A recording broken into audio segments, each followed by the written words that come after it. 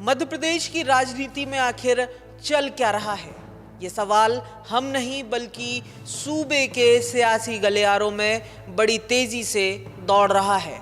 खास बात यह है कि इस होने ना होने का केंद्र वही ग्वालियर बना है जिसे मध्य प्रदेश का सियासी पावर सेंटर भी कहा जाता है। आज हम ये बात फिर क्यों कह रहे हैं, तो इसका जवाब है ये दो तस्वीरें। इन तस्वीरों में मध्य प्रदेश विधानसभा के मौजूदा स्पीकर नरेंद्र सिंह तोमर और केंद्रीय गृह मंत्री अमित शाह आपको दिख रहे होंगे। दोनों नेताओं की ये मुलाकात एक दिन पहले ही दिल्ली में हुई है। दोनों नेता आपको तस्वीरों में बड़े खुशमिजाज अंदाज में दिख रहे होंगे। अब इन्हीं दो तस्वीरों को लेकर सियासी अटकलों का बाजार गर्म हो गया है। सवाल पूछे जा रहे हैं कि मुलाकात हुई, आखिर बात क्या हुई। अब इसका सीधा सीधा तो कोई जवाब आने से रहा, सो कयासों की कतार लंबी होती चली जा रही है। एक अनुमान ये लगाया जा रहा कि दोनों नेताओं के बीच प्रदेश के राजनीतिक हालात को लेकर चर्चा हुई है। वैसे ये मुलाकात इसलिए भी अहम मानी जा रही है क्योंकि पिछले कुछ दिनों से ग्वालियर में सांसद भारत सिंह कुशवाहा और केंद्रीय मंत्री ज्योतिरादित्य सिंधिया के बीच कोल्ड वॉर चल रहा है।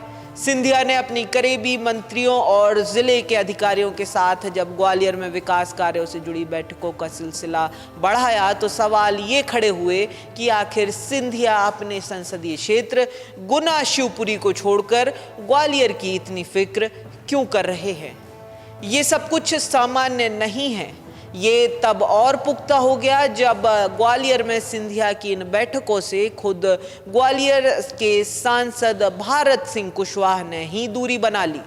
खबरें ये भी आई कि इस कोल्ड वॉर की खबर प्रदेश संगठन तक पहुंच चुकी है और जल्द ही कुछ असर देखने को मिलेगा। इन सब के बीच नरेंद्र सिंह तोमर की चुप्पी ने सबका ध्यान अपनी ओर खींचा और ये कहा जाने लगा कि आखिर इस कोल्ड वॉर पर नरेंद्र सिंह तोमर कुछ क्यों नहीं बोल रहे। वैसे भी नरेंद्र सिंह तोमर को एक धीर गंभीर ऐसे नेता के तौर पर जाना जाता है जो बोलते कम और असर ज्यादा करते हैं वाले भाव में रहते हैं। लिहाजा अब अमित शाह के साथ उनकी जो तस्वीरें सामने आई हैं तो फिर कयासों के दौर तेज हो गए हैं। हालांकि इन सब के बीच एक थ्योरी दूसरी भी है और वो है मध्य प्रदेश में बिहार चुनाव के बाद होने वाले संभावित सियासी बदलाव की। इसमें यह कहा जा रहा है कि बिहार चुनाव के बाद गुजरात की ही तर्ज पर सरकार में कुछ बड़े बदलाव हो सकते हैं। मसलन दिल्ली से भोपाल भेजे गए नेताओं की फिर दिल्ली वापसी हो सकती है।